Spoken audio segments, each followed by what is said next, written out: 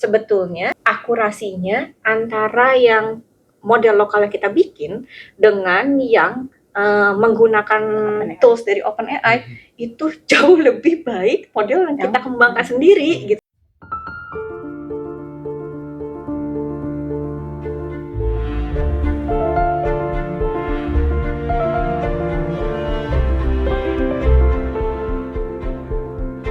Halo Mini Makers, selamat datang di Podcast Sedap. Saya Nisa dan kali ini kita akan berbincang beberapa inovasi dalam rangka Sensus Ekonomi 2026. Ya, siapa sih yang saat ini belum pernah mendengar kata-kata OpenAI, ChatGPT, machine learning? Nah, topik kita kali ini akan berkaitan dengan hal tersebut, yaitu pemanfaatan terkait Generative Artificial Intelligence atau sering kita singkat dengan GenAI untuk mendukung pelaksanaan SE 2026.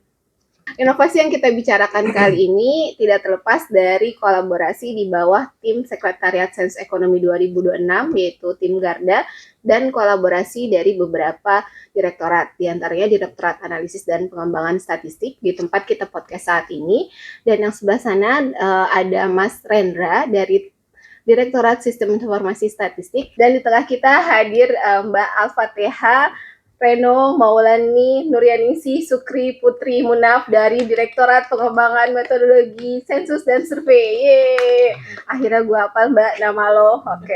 Terima kasih. Nah ini salah satu ini ya. Ternyata Mbak yang di tengah ini punya nama panjang dan itu salah satu keunikan dari Mbak Alfa ini. Oke. Tanpa memperpanjang lagi topik pembahasan kita, jadi sebenarnya kan BPS itu sudah lama ya mengembangkan terkait artificial intelligence gitu. Mungkin teman-teman pendengar podcast Sedap pernah mendengar pemodelan machine learning dengan menggunakan remote sensing. Jadi bisa dikulik lagi episode podcast Sedapsnya. Dan kali ini terkait sensus ekonomi kita akan bahas terkait tadi ya pemanfaatan generatif artificial intelligence atau Gen AI untuk sensus ekonomi. Dan di sini nanti akan ada Gen AI KBLI, lalu ada di tahapan pengumpulan data, lalu di tahap pengolahan data nanti Mas Rendra akan memperkenalkan pemanfaatan Gen AI untuk IPAS seperti itu. Apa itu IPAS? Nanti kita dengar pembahasannya dari Mas Rendra. Lanjut, ngomong-ngomong tadi kan kita udah nyebut-nyebut terkait ini Mbak, KBLI. Okay. Jadi KBLI itu apa sih? Terus kenapa kita buat AI KBLI? Oke, KBLI nih harus nyebulin ya kalau KBLI. Oke. Tapi sebagai perwakilan dari PMSS, jadi kenapa sih KBLI? Saya nggak tahu teman-teman pernah nggak sih mencoba untuk mendaftarkan usahanya nih. Teman-teman punya perusahaan, terus perusahaannya ingin berbadan hukum, lalu mencoba untuk mendaftarkan perusahaannya. Itu salah satu item yang diminta di dalam pendaftaran itu adalah perusahaan ini berusaha di bidang apa dan padanan KBLI-nya itu apa. KBLI ini sebenarnya satu standar untuk mengelompokkan usaha-usaha. Dan nantinya rilis dari sensus ekonomi itu akan per KBLI ini untuk mengetahui ada berapa jumlah usaha itu per KBLI. Dan ini itu painful banget. Saya ingat sensus ekonomi tahun 2006 ya, saya masih Sulawesi Tenggara waktu itu. Pembahasan KBLI, jadi menempatkan jangan sampai di satu provinsi itu ada KBLI yang tidak sesuai, ini pembahasannya itu sampai 3 minggu. Jadi disisir dari B, C, D, gitu disisir tuh sampai saking hectic ya dan saking bosennya kita gitu. Jadi yang nunggu itu nanya, hari ini kita masuk apa sih? Itu udah ngomongin huruf gitu, udah begitu udah nyampe oh itu udah kayak oh dikit lagi gitu. Tapi ngomong-ngomong sisirnya pakai apa? Nyisirnya, jadi di display nih bahwa di dalam satu modelnya dulu masih klasik kan ya. Bukan sisir rambut. Bukan. Jadi benar kita tampilin satu KBLI itu uraiannya harus sama. Ketika ada yang uraiannya tidak sama, ini berarti salah dalam menempatkan KBLI-nya. Tapi untuk Sulawesi Tenggara waktu itu masih memungkinkan untuk dilakukan manual karena jumlah penduduknya juga nggak sehektik kayaknya kalau satu provinsi waktu itu Sulawesi Tenggara dibandingkan sama satu provinsi DKI Jakarta itu jauh banget tuh. Jadi memungkinkan untuk Sulawesi Tenggara melakukan penyisiran seperti itu. Dan itu posisinya masih 9 KBLI ya, 9 lapangan usaha maksudnya. Yes. Belum saat kayak sekarang 17. Apalagi kalau sekarang ya 17 tapi dikurangin lapangan usaha yang memang tidak dicakup di SE kayak pertanian ya seperti lapangan usaha A, sektor A, O, dan T seperti itu ya. Iya, dan itu sebenarnya emang painful banget sih, karena kan kita pengen rilisnya itu per kategori ya. Terus kalau misalnya sampai salah, ya berarti kan kita salah menempatkan usahanya ke dalam kelompoknya gitu. Itu yang emang benar-benar perlu dijaga dan kayaknya dari SE ke SE itu termasuk salah satu problem utama gitu, bagaimana menempatkan usaha ini ke dalam KBLI yang tepat, effortnya luar biasa di situ. Nah, kemudian dicobalah sebuah inisiatif gimana kalau kita menggunakan AI gitu, dibantu dengan artificial intelligence untuk memberikan rekomendasi code. Jadi dari sejak di lapangan, sebenarnya kita udah punya ya kalau dalam bentuk buku pedoman KBLI yang didigitalkan itu sudah ada si baku gitu. Tetapi modelnya itu kan masih pencarian. Jadi kita input keyword, nanti KBLI yang mengandung keyword tersebut akan muncul. Dia masih harus screening mana yang sesuai gitu, dan itu urutannya tidak berdasarkan similaritas gitu ya, benar-benar searching kayak sistem biasa gitu. Sementara Gen AI ini karena dia itu ada data yang dilakukan training dan dia akan mempelajari struktur dari inputnya, dia bisa memberikan rekomendasi KBLI di Sensus Ekonomi ini. Rencananya kita akan menggunakan 5 rekomendasi KBLI yang diharapkan 1 dari 5 rekomendasi itu memberikan kategori yang sesuai dengan usahanya. Sebetulnya itu sih harapan kita bisa mengurangi kesalahan di dalam menentukan KBLI. Jadi pencacah nanti tidak perlu mengamati banyak KBLI, tapi tinggal memutuskan dari 5 rekomendasi itu ada yang sesuai atau tidak. Gitu. Kalau ada yang sesuai dia pilih, kalau dia ngerasa kayaknya bukan ini deh, baru dia menggunakan sistem pencarian seperti di Sibaku. Oke, jadi dia pakai semantic search ya. Iya. Jadi yang selama ini, jadi tujuannya memang untuk meningkatkan efisiensi dari pelaksanaan lapangan. Betul. Jadi si petugas tidak terlalu berat untuk mencari 17 kode dari 17 lapangan usaha tersebut. Kemudian ini juga untuk meningkatkan kualitas dari pengumpulan data itu sendiri. Oke, itu dari inilah mendorong kita menggunakan si generative AI untuk KBLI ini. Jadi otomasi coding ya untuk KBLI ini.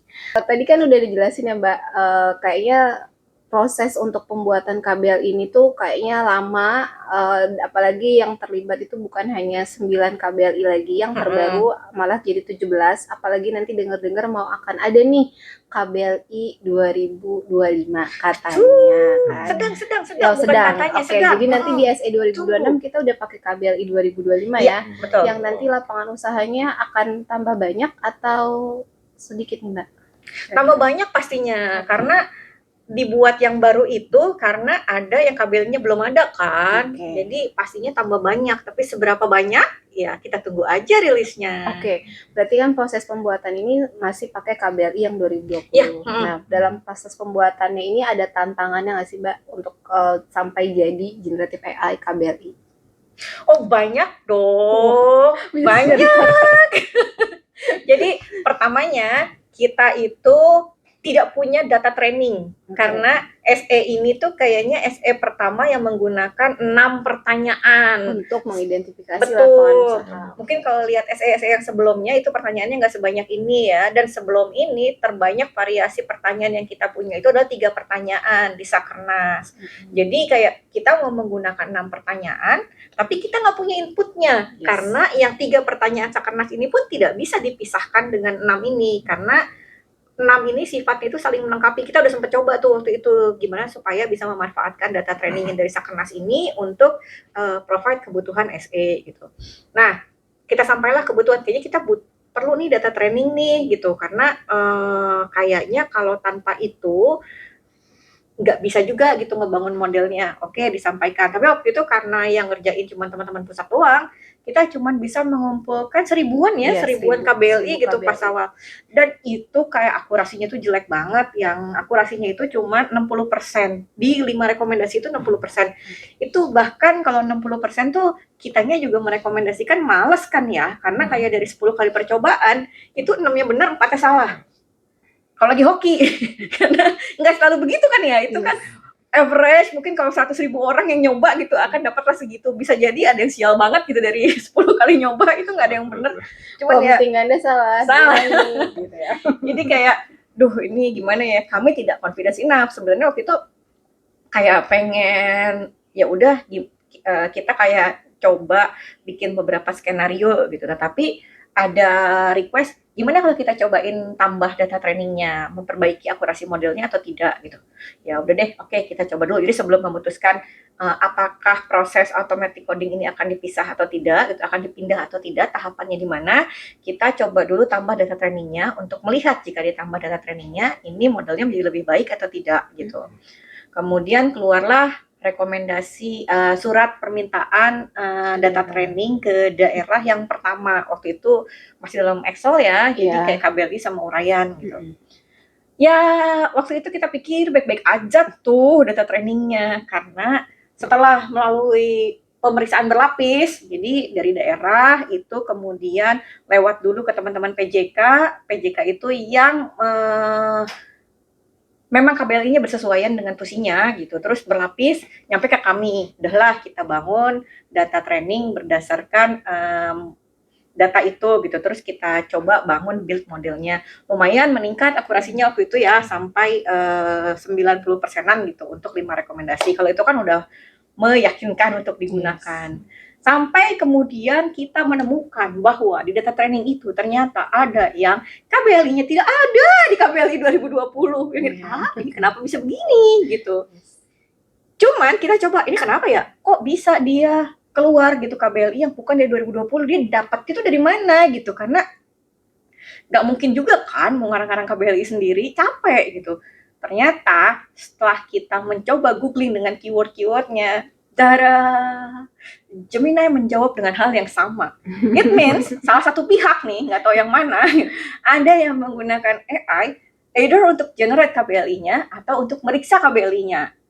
Jadi gitu. Data trainingnya itu dibangun dari generative AI. Padahal harapannya nggak kayak gitu ya kita. Jadi waktu itu kayak netizen kan untuk melatih robot supaya bisa berpikir dengan benar, kita harus ngajarin kalau orang tuh begini gitu. Kalau inputannya dari robot yang kita nggak tahu kualitasnya kayak gimana, dikasihin lagi ke robot, si robotnya nggak tambah pinter dong gitu.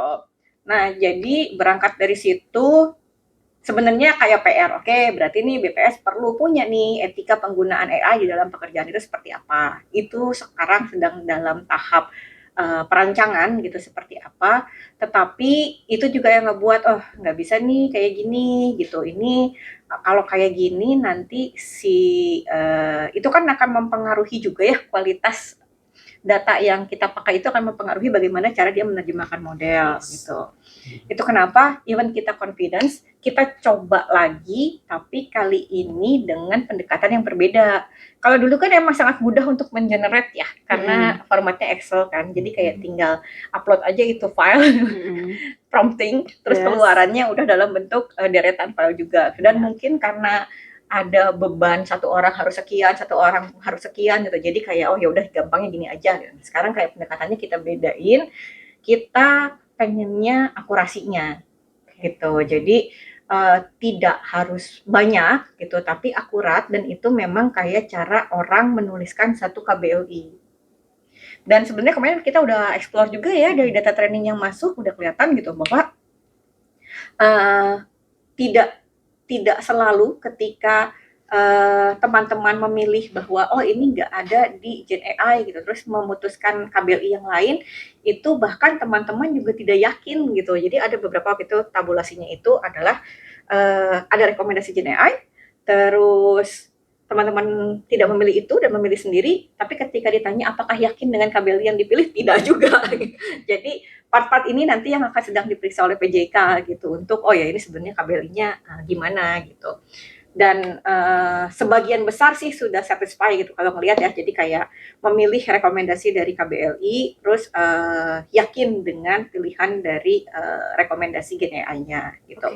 Itu sebenarnya di awalnya. Berarti tantangannya mulai dari pembentukan data training yang ternyata data training yang dibentuk juga di-generate dari GNI gitu. Padahal harapannya nggak seperti itu ya. Nah, terus kan ada tantangan lagi nih terkait pemilihan model nih ya. Kalau yang tadi mungkin Mbak Alfa sebutkan, apakah itu untuk membangun model LLM sendiri, model sendiri lokal, ataupun apakah menggunakan yang tadi term yang di awal saya sebutin nih udah ada ChatGPT, OpenAI, itu gimana? Ada pemilihan pemakaian tools ke arah OpenAI nggak pada saat itu? Sebenarnya cara kita kerja di BPS itu kita tidak boleh hanya punya satu skenario ya. Karena kalau misalnya kayak kita cuman punya satu skenario, ketika sesuatu terjadi dan skenario itu tidak mungkin dilaksanakan, kita jadi kayak nggak punya pilihan gitu ya, aduh mau ngapain nih gitu. Nah, pakai OpenAI itu easy, mudah gitu. Jadi kayak kita tinggal beli lisensinya, tinggal ngitung aja volume kebutuhannya itu berapa gitu, terus kita pakai. Sebagai informasi dan bisa lebih cepat tentu bisa saja lebih cepat, betul, dan parameternya lebih banyak, betul, nggak bergantung ke server kita kan ya, gitu kan ya, lagi kayak gitu servernya ya gitu. Kita butuh peremajaan server, kita butuh peremajaan gitu.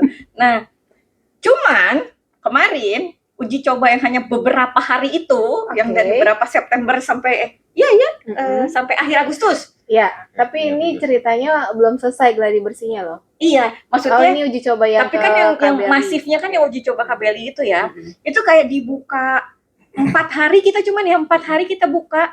Tahukah Anda bahwa kami menghabiskan $1.600, gampang banget ngabisin duit, ya Allah, $1.600 bisa jadi apa gitu. Tapi kan ini untuk klasifikasi lapangan usaha yang lebih baik demi mempermudah pekerjaan pencacah Indonesia. Dan pertumbuhan ekonomi yang lebih naik. Oke, siap.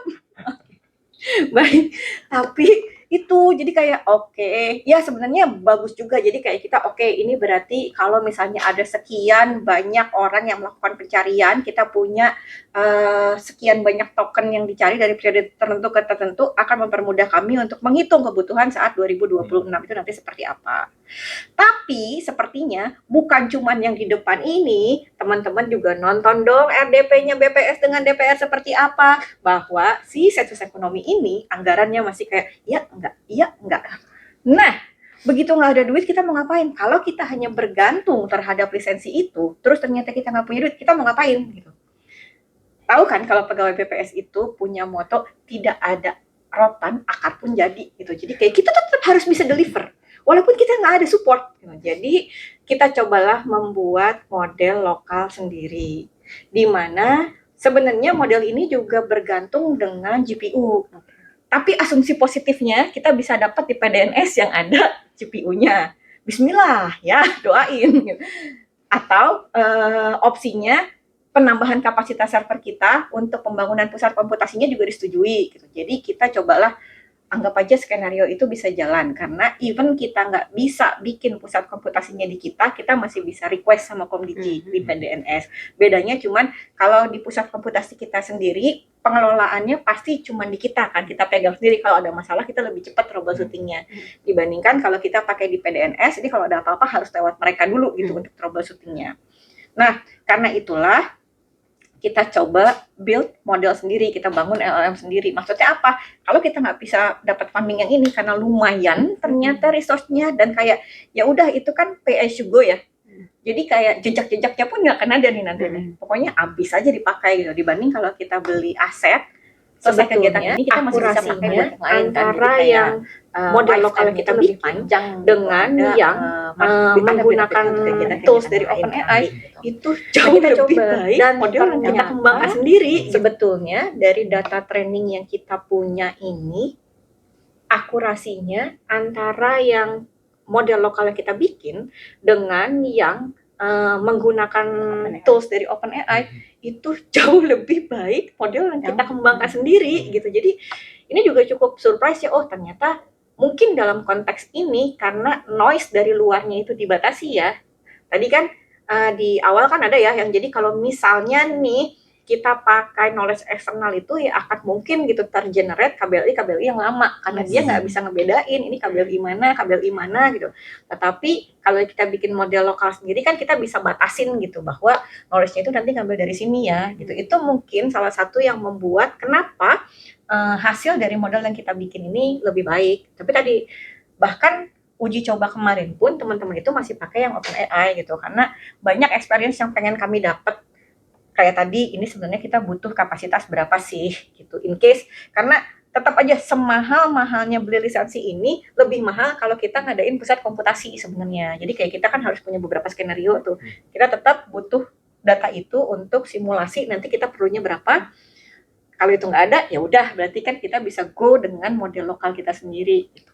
Itu jadi pertimbangannya kenapa kita tetap jalan semua skenario. Oke, tapi kita juga dapetin kemudahan ya dengan penggunaan OpenAI dengan berbagai macam tools yang bisa kita generate nih, dengan kita buat. Contohnya misalnya di IPAS nih ada Mas Rendra yang sedang mengembangkan IPAS untuk pengolahan di sensus ekonomi, terutama untuk diseminasi data terkait tabulasi data gitu. Dan di sana juga ada pemanfaatan generative AI. Mungkin Mas Rendra bisa cerita nih generative AI yang dipakai untuk IPAS sudah sejauh mana implementasinya? Ya, oke, terima kasih. Jadi sebenarnya mungkin banyak teman-teman yang belum tahu ya apa itu IPAS. Jadi IPAS sendiri itu kan dari abbreviation Integrated Processing and Analysis System.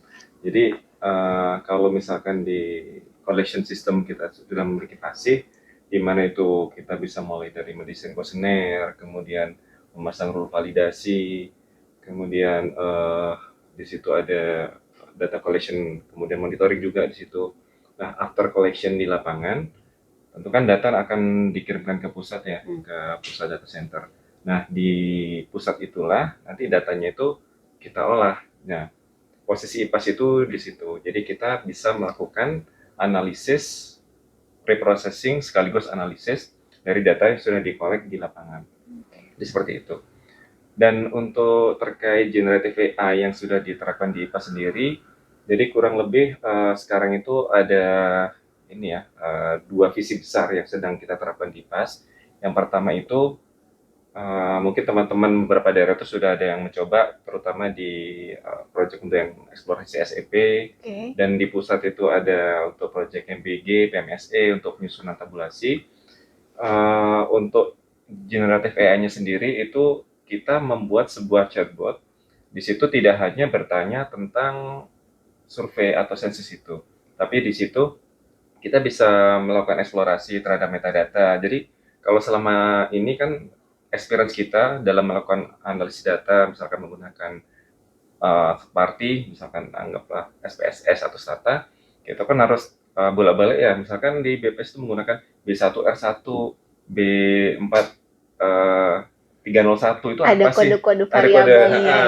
Ada kode-kode kayak gitu. Nah, itu kan kita harus hafal ya. Dan kode 1 itu apa, kode 2 itu apa. Misalkan pertanyaan tentang jenis kelamin ya, laki-laki, perempuan, atau jenis pekerjaan. Itu kan tidak semuanya kita hafal ya. Jadi kita berusaha untuk memudahkan user, memberikan experience ke user, bahwa melakukan eksplorasi data itu asik sebenarnya. Kita nggak serumit itu, kita harus lihat metadata, kemudian kita balik lagi data. Jadi kita bisa langsung chatting di situ, B3R1 tentang apa, terus variabelnya apa, kira-kira dari sensus ekonomi ini saya bisa membuat tabulasi apa, kayak gitu. Itu bisa kita berikan insight di situ. Jadi kita kan memberikan knowledge itu ke agentnya IPAS, itu berupa buku pedoman, kemudian kuesioner, dan lain sebagainya. Ada juga goals dari SE itu apa. Nah, jadi dari situ sebenarnya kalau misalnya kita tanya apa sih tabulasi atau analisis tentang ekonomi yang bisa kita lakukan dengan data SE itu, kita bisa paling nggak memberikan insight lah ya kepada pengguna kayak gitu sih. Jadi ini kan chatbotnya ada dua jenis ya, kalau nggak salah di IPAS. Jadi yang bentuknya kita nanya metadata, sama satu lagi bentuknya buat analisis ya. Jadi yang untuk analisis itu sampai sejauh mana nih? Apakah bisa buat grafik atau pengolahan atau buat model di chatbot itu atau gimana? Ya, nah jadi yang saya jelaskan sebelumnya itu lebih ke chatbot yang metadata ya. Nah, satu lagi ini kita ada juga kita namakan sekarang itu Nexus ya. Nexus. Ya, oke. Nexus. Nah, di situ tuh sebenarnya apa sih? Jadi ide kita di sini adalah memudahkan user itu untuk melakukan eksplorasi data. Jadi dari paling tidak untuk memberikan insight awal terhadap data yang diperoleh. Jadi ketika data masuk, misalkan apakah ada data yang duplikat, kemudian jumlah respondennya berapa, tapi kita tanpa perlu melakukan effort yang cukup besar karena itu kan masih insight awal ya. Misalkan kita ingin melihat jumlah responden yang masuk itu berapa, daripada kita bikin query, kita cukup memberikan prompt. Misalkan buatkan tabulasi jumlah responden per provinsi berdasarkan status kepemilikan NIB misalkan gitu. Kita as simple as kita bikin prompt seperti itu, maka di Nexus itu akan diberikan tabelnya, kemudian chartnya sekaligus mini interpretasinya kayak gitu. Oke. Jadi seperti itu. Oke, berarti pengembangan IPA sudah sejauh itu ya, dari yang sejak lahirnya di awal tahun ini untuk sains ekonomi, sekarang udah bisa menggunakan generative AI untuk analisisnya. Ini udah dianggap lahir belum ya? Udah lah, karena udah diperkenalkan sebelumnya di awal tahun kan, itu juga oleh ke tim analisis juga waktu itu di awal. Dan inget banget dah, waktu itu dia bilang, kami tidak akan membuatkan tabulasi, kami hanya akan membuatkan platform yang buat tabulasi kalian sendiri. Oke, gitu. Soalnya bayangin, selama ini, jadi teman-teman sis itu waktunya itu habis buat ngerancangin tabel. Jadi PJK itu ngasih dummy tabel kan ya. Terus kan teman-teman sis bikin, terus tiba-tiba ngide lagi kan, pengen tabel yang ini lagi gitu. Itu tuh nggak bisa bikin sendiri, harus sis yang createin gitu. Padahal kan ada antrian-antrian pekerjaan yang lainnya.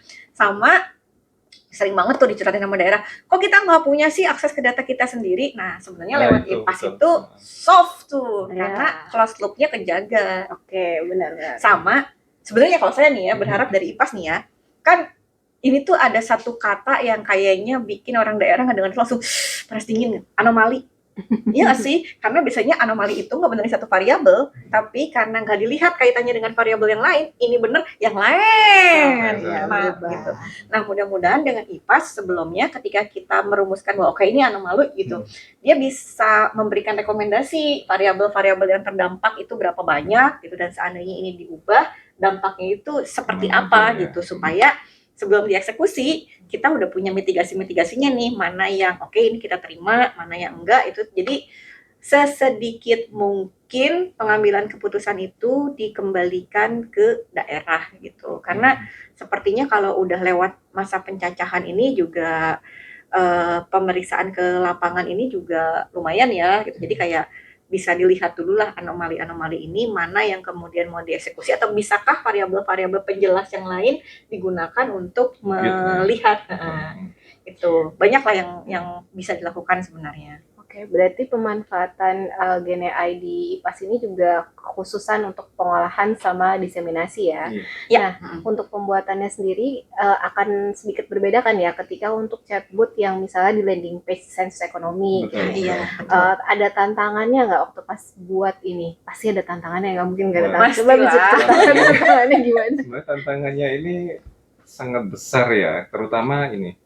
Kalau misalkan seperti tadi, anggaplah kita dikirimkan data yang selama ini itu kan tidak dengan metadatanya. Nah itu adalah tantangan paling berat ya bagi kami. Karena apa?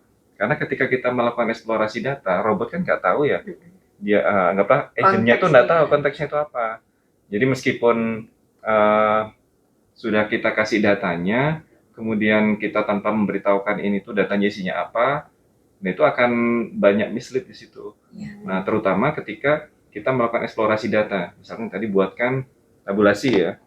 Nah di situ ketika di situ itu dipecah ke dalam beberapa table, kemudian tabelnya itu tidak ada metadatanya, ini nggak tahu nih si agent ini harus ngambil database yang mana, di count dari kolom yang mana, kemudian misalkan harus filter yang datanya clean aja atau kayak gimana itu kan nggak tahu ya. Nah makanya peran dari metadata di sini tuh penting sekali gitu.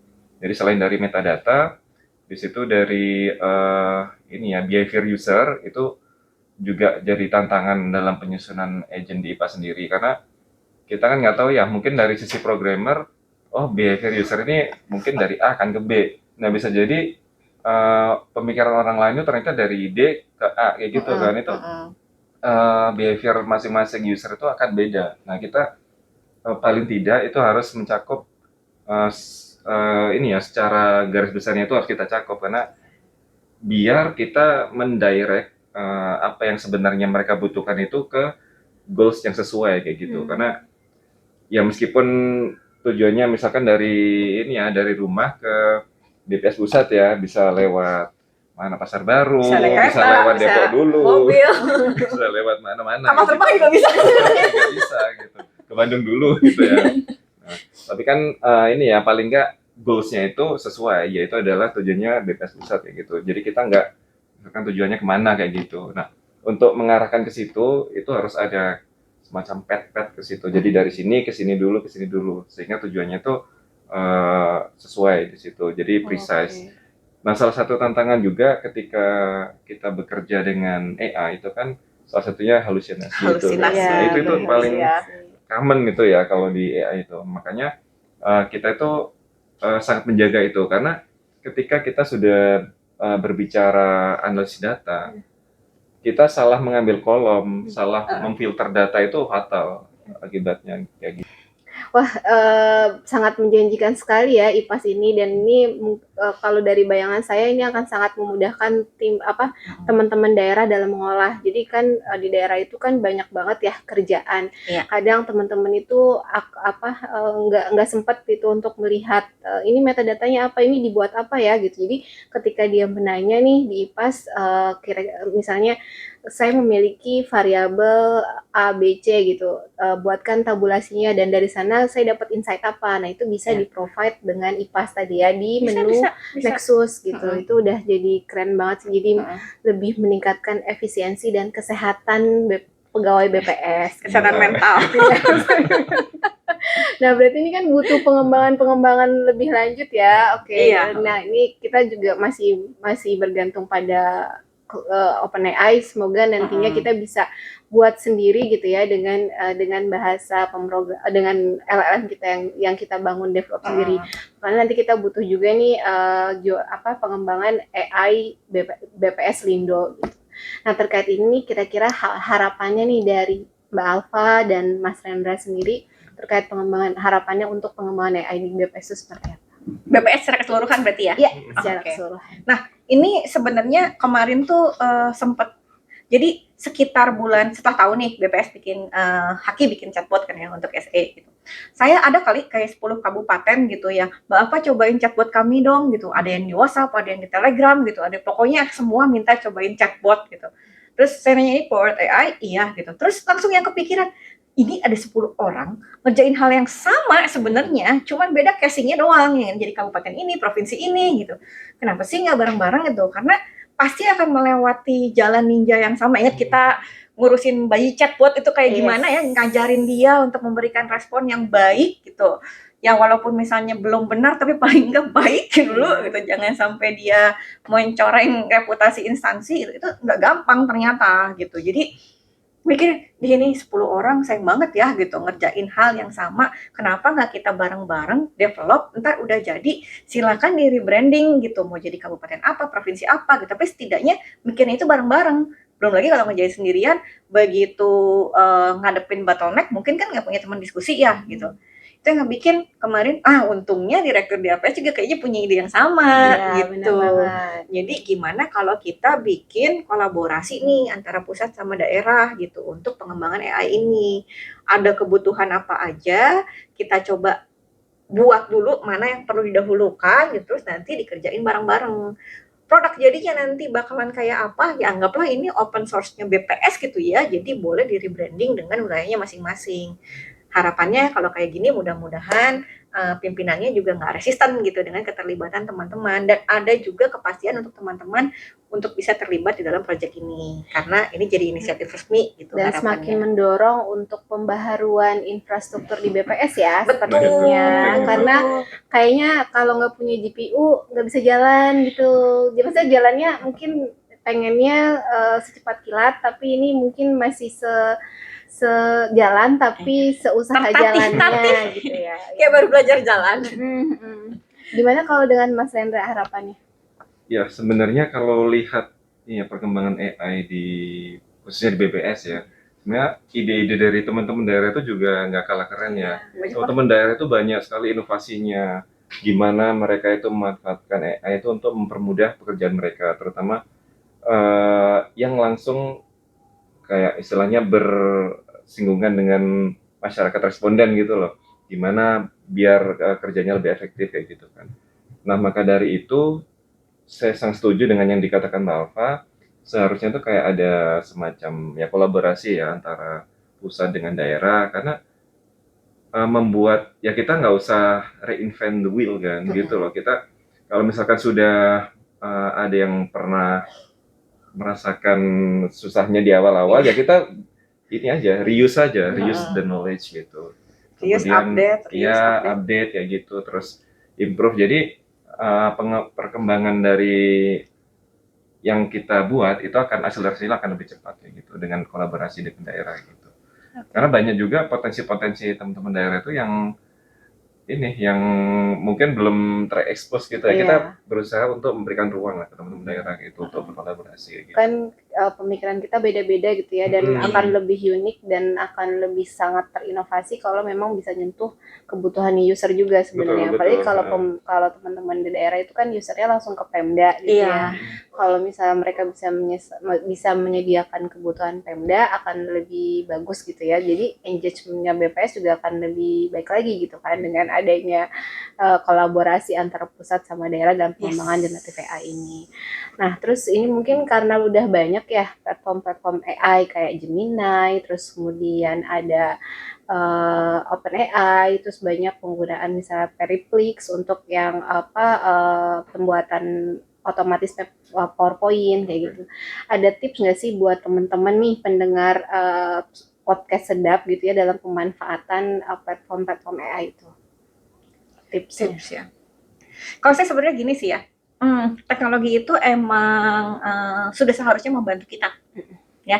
Tapi tadi itu teknologi itu membantu kita, namanya pembantu, masternya harusnya kita dong. Jadi kita yang mengarahkan, kita yang memeriksa, kita yang supervise hasil pekerjaannya dia. Artinya apa? Artinya kita sebenarnya sudah harus tahu ini nanti harusnya jadinya itu seperti apa gitu supaya bisa melakukan fungsi tadi. Jadi dengan menjadi master itu artinya kita menggunakan teknologi untuk membantu kita, bukan menjadi budak dari teknologinya. Budak teknologi itu apa sih? Ya kayak apa-apa kasihin aja sama teknologinya. Itu benar, itu enggak. Kayak tadilah kejadiannya gitu sampai bisa lolos ke situ ya karena ada orang-orang yang tidak menggunakan AI dengan bertanggung jawab gitu. Jadi ya itu ada etika di dalam penggunaan AI, ya sama aja lah kayak kita perlakukan itu sebagai pembantu kita, tetap aja gitu ada fungsi supervise. Mungkin kalau selama ini kita kerjanya sendirian, nah sekarang ada nih yang bisa kita suruh-suruh untuk pekerjaan-pekerjaan tertentu, tapi tadi tetap kita periksa hasilnya karena bagaimanapun itu kan nanti akan membawa nama baik teman-teman juga gitu.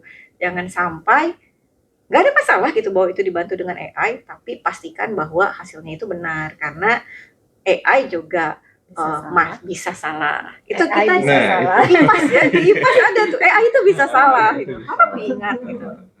Ya, kalau Rendra tipsnya apa?